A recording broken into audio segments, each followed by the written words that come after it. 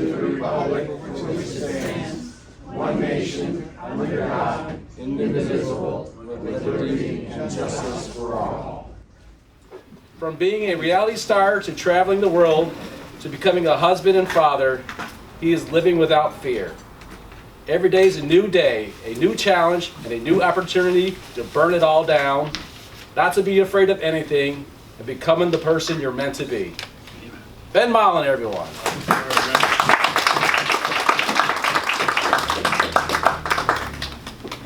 So I want to talk about my belt buckle, actually. And last year, I went out to Arizona to go get it. But the thing that was hard for me to do last year is that I had to run 131 miles in order to get the belt buckle. So mile 38, I was found by a hiker, and I had all these like fire ants like all over my legs and everything else, and I would be what would be considered to be in a rather bad place. So after smelling rubbing alcohol, which apparently can bring you back to life from the dead, I ended up at an aid station, I licked my wounds, and then I went back home. When you sign up for something that's unfathomable, you allow yourself to give yourself almost like a little bit of forgiveness for not being able to accomplish that huge goal. So 6 weeks ago, when I went back, I got the buckle. Oh, cool. And I was able to complete 131 miles in 56 hours through the mountains of northern Arizona. Oh, thanks. Yeah, thank you. All right, good night. Thank you. It was nice. I'm here to gloat about running.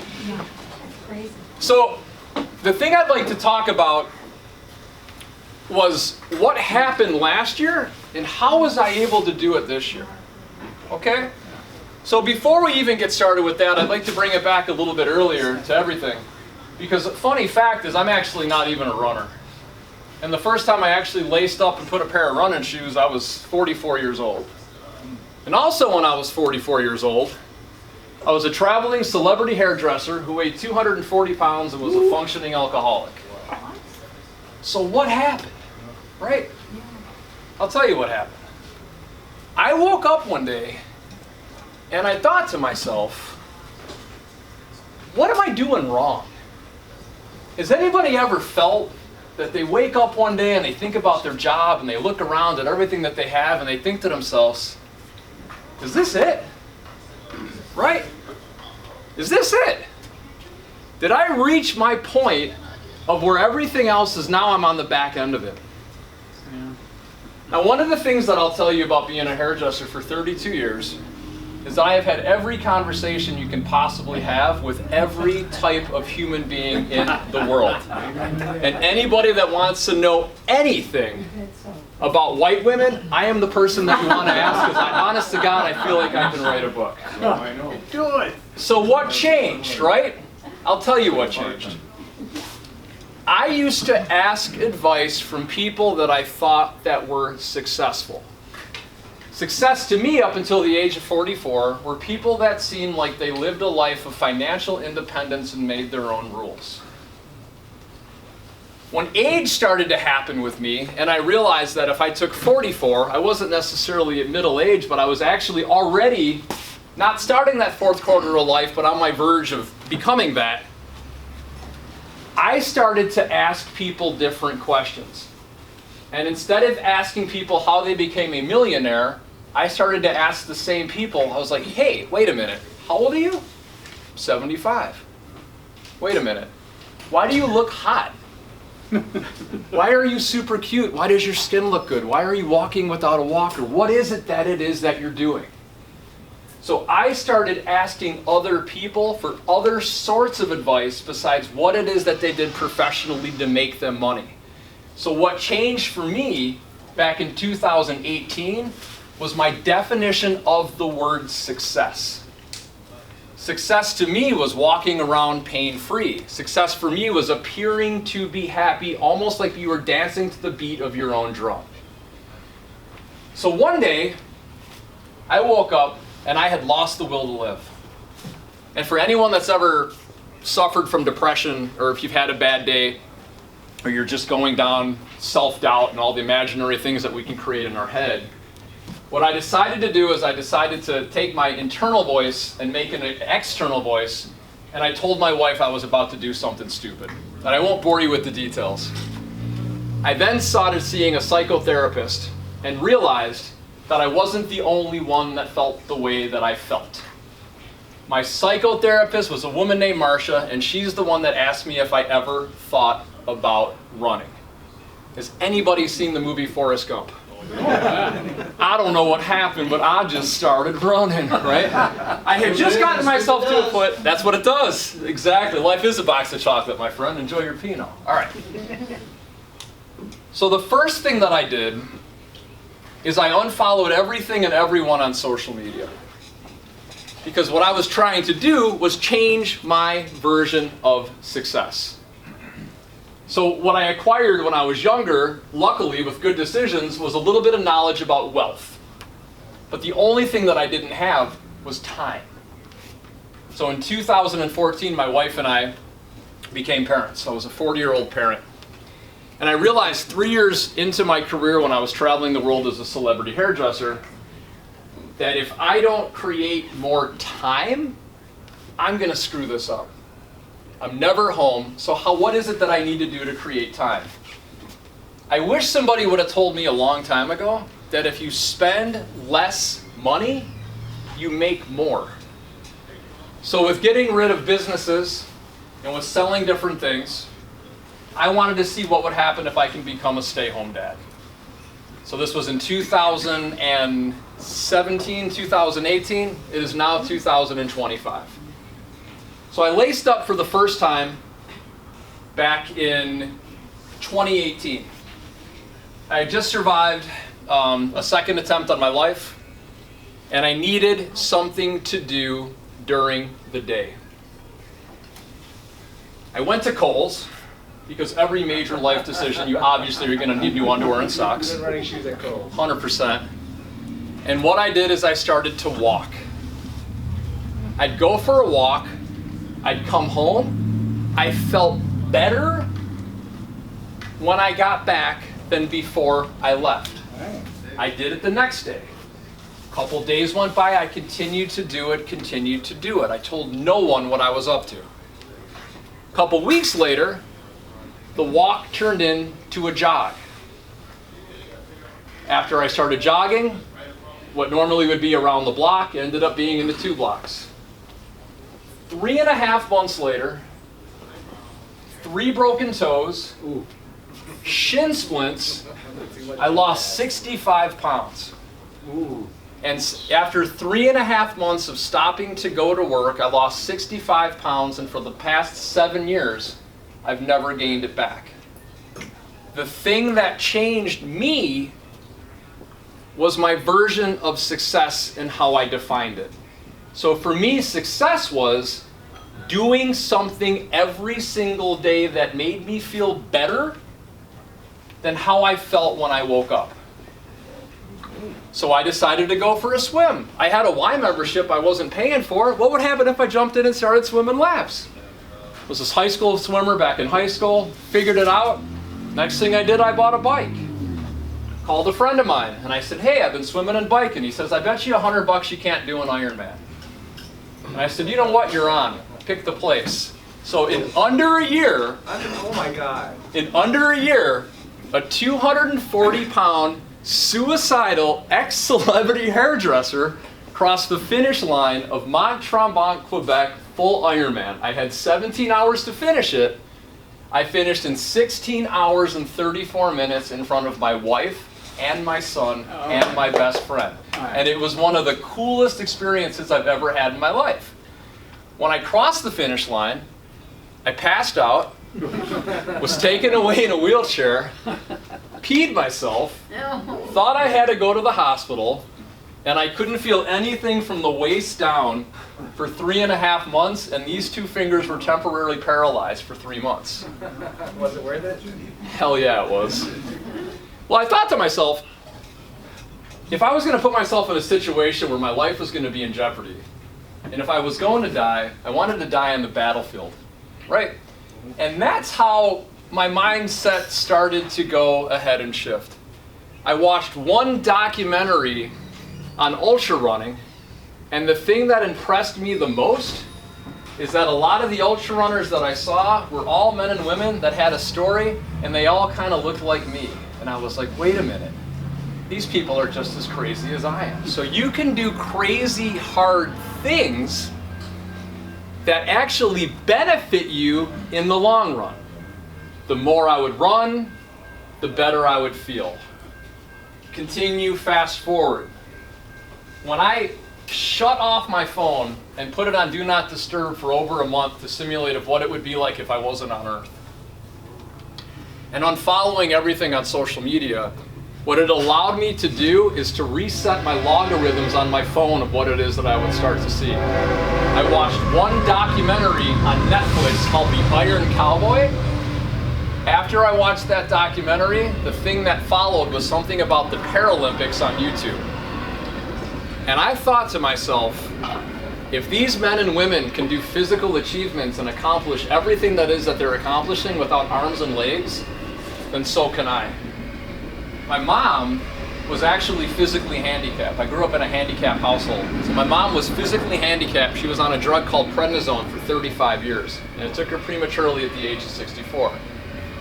Her spine was rebuilt, knees, hips, the whole 9 yards. However, she ran a grade school, and I never heard the woman complain once. My dad had high-functioning Asperger's and was a savant genius piano player that was a grade school music teacher, K through 5, out in Chicago Heights for 40 plus years. The man was complete genius, brilliant human being, but if you asked him to make a peanut butter and jelly sandwich, that bread was getting torn up, all right? So, how I was raised and where I came from allowed me to have faith in just trusting the process of what it is that I was trying to do and trying to move forwards. Now, if you've ever done anything incredibly hard that hurts, one of the things that you allow yourself to figure out is the lesson, is it pain or is it discomfort? And one of the things I've learned from running incredibly long distances is that just when you think you're done, you haven't even yet to begun to tap into your true potential of what it is that you actually think that you can do. And apparently, that when you feel like you've reached your point, you're only at a 40% physical threshold of what it is that you have left in the tank. So what happened with me is I became curious. And after I finished the finish line of Mont Tremblant in Quebec, and for those of you who don't know what an Ironman is for the full distance, it's a 2.6 mile swim, 112 mile bike ride, and then you run a marathon. Now keep in mind, I did this on a $600 Trek bike with socks I bought on Amazon in basically these shorts, and I didn't die, right? So here I am. The lesson that I learned from all of these experiences is that, is it pain or is it discomfort? And last year, when I went to Arizona, it was discomfort. I didn't think I could go any further, so I stopped moving. And when I stopped moving, I fell asleep, passed out, woke up, was helped, and then came back down. So what happened this year as opposed to last year? I asked somebody for help. I said, hey, I have a really big goal. And I tried doing this last year and I completely epically failed. But I wasn't necessarily training because I convinced myself that if it was something that I was just tough enough to do, that I could just go ahead and grit my way through it. I don't need any help, I'm fine. How many times have we said that in times of complete conflict? I don't need any help, I'm all good. But imagine how easier it would have been if somebody would have given you a hand to pursue your goal and pursue your dream. So in December, somebody that I met through the Sewerside not-for-profit work offered to train me for free. So from December until May of this year, I followed the assistance of a gentleman by the name of Coach Chris. Turned my garage into a gym, bought all my gear on Marketplace, on Healthcare Marketplace. I built a gym in my garage for $800. And during the Christmas months, until the weather started to break, I climbed over 45,000 feet of vertical on a treadmill in my garage to get me ready for the race. I became consistent. I became routine. I had a schedule. And I had a goal. And I also had somebody making sure that they were keeping me liable to make sure I was doing the things that I needed to do to reach that end goal. So this time when I flew out, there were some things that had changed in the process. The last time I went out to Arizona, a couple days before I took myself out for beers, fried chicken, the whole 9 yards, I said, if I'm going to be out here doing this amazing thing, I'm going to treat it as a vacation as well. Obviously that didn't work. So in August of last year, I once again put myself in a what if situation. I said, well, what if I quit drinking? Would it be easier for me to push myself even further if I get rid of everything and think about the everyday planning that goes into doing such an incredible, crazy goal? And when you sign up for something so hard and so unfathomable, you have to think about the ritual of what it is that you're going to do before you actually start preparing for it. So I changed my mindset. I changed the way I ate. I changed the way I listened. I changed the way I responded.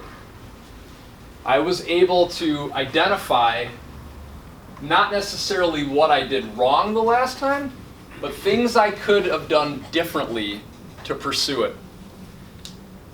The last time I went out there, I brought people with me. I looked at it as more of like a party.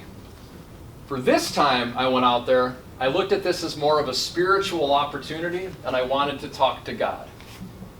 I had a different mindset about it. So I went out completely alone. Fast forward. I'm in Jerome, Arizona. Gun goes off. I have to go from Jerome all the way to Flagstaff, Arizona. I have 75 hours to do it. I have a backpack. Inside that backpack are gels and peanut butter and jelly sandwiches. I have enough water to get me to the first aid station. And I have a GPS tracker in case I get lost. From the very first step that I took to the very last step, I didn't stop moving for 56 hours. I took 2 30-minute naps on the dirt, and I took 1 30-minute nap at an aid station. And the whole entire time that I was going, I honestly felt like I was being pushed. And that's the only way to explain it. So I crossed the finish line, and the last mile to 2 miles, when I realized that I was going to do it, had such an emotional release and such an emotional breakdown that I literally felt like I left my body. I crossed the finish line at 56 hours with 75 hours. I literally had like a full day to spare. Still couldn't believe that I did it. Still can't believe I got the belt. So I find a motel to crash out in Flagstaff, a place that was just so seedy. I had to wear flip-flops when I went to the shower. For me to actually be grossed out at how bad something is, it's got to be pretty nasty, I'm just saying. So Sunday comes, and it's Mother's Day. And I hop on a plane and I fly home, and I get picked up at O'Hare. And it's my wife Angela and my son Marco. And they picked me up, and I was like, well, what do you want to do? So I took everybody to Pequod's for pizza, and then we went to Lincoln Park, I believe, to go get some coffee. And Angie looks at me, she goes, you okay? I said, yeah, I got a couple toenails that are probably going to fall off, but I didn't get bit by anything. Ankle's a little swollen, I think I'm great. So, ended up going back home. And I put my feet up, put some ice on them. Son's going to bed, and I'm like, man, I did it. I'm real proud of myself. So, as my son's going to bed, I walk over to the window, and I go to open up the window, and then my right foot steps on a Godzilla toy. One of the really sharp ones. And I puncture the bottom of my foot and start bleeding all over the place. Next day I had to go to a minute clinic to get surgical tape to stop the blood. I find it ironic that you can train to survive something that's supposed to kill you. I wanted to talk to God, and I did, and I believe this is what God told me. If you're going to die, it's going to be the most unromantic, sucky way possible. It's possibly going to be at home. And when you're eating popcorn alone on the couch, watch yourself, because it might be the end of you. So, thank you so much for your time. Oh, You're welcome.